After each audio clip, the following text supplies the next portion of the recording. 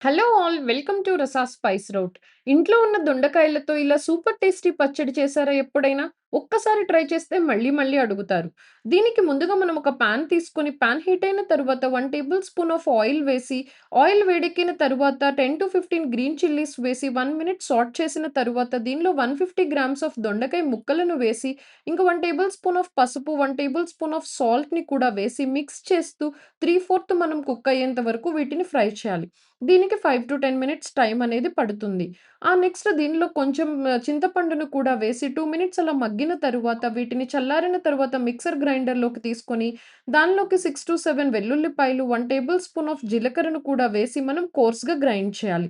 ఆ తరువాత ముందుగా పక్కన పెట్టుకున్న 100 గ్రామ్స్ దొండకాయ ముక్కలను కూడా వేసి ఒక పల్స్ ఇచ్చి దాన్ని పక్కన ఉంచాలి. దీనికి మనం ఎలా పోపు పెట్టుకోవాలో చూసేద్దాం.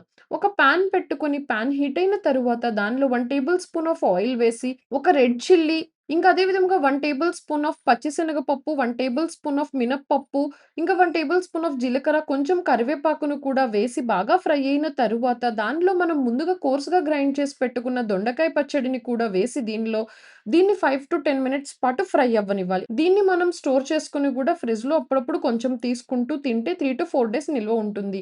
దీన్ని మనం ప్లెయిన్ రైస్‌తో అయినా, లేకపోతే దోసలో అయినా ఏ కాంబినేషన్‌కైనా పర్ఫెక్ట్‌గా సెట్ అవుతుంది. క్రంచీగా, కారంగా, రుచిగా అసలైన ఆంధ్ర స్టైల్ టేస్ట్‌తో ఒక్కసారి చేసుకొని ఎలా వచ్చిందో ట్రై చేసి కామెంట్‌లో తెలియజేయండి. Thanks for watching to our channel.